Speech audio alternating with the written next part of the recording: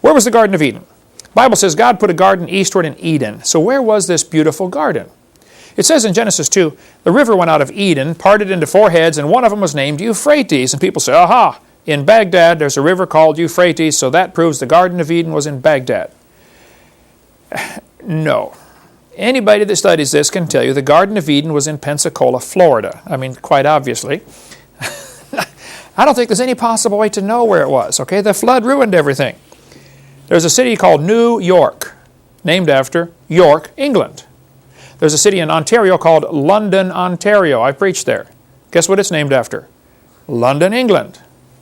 When people came over from Europe to the New World, they said, oh, wow, that looks like, the old country. Let's call it the same name. That's all it is. If Noah gets off the ark, they've been floating around for a year. They have no clue where they are. And they see a river. Wow, that reminds me of the river in the Garden of Eden. Let's call that one Euphrates. Okay. You got to pick new names. Say it's a whole new world. You get to pick whatever name you want. Garden of Eden's probably under 500 feet of mud or sand in Pensacola, Florida. I don't think there's any possible way to tell. Now, Gilbert Vincent, a good friend of mine, he's convinced the Garden of Eden is Jerusalem. And he gives some pretty convincing evidence for that that's where it was. That's the center of God's attention. I don't know. I don't know how you could know such a thing. But the world was totally destroyed by that flood. Everything was wiped out. No possible way to know where the Garden of Eden was.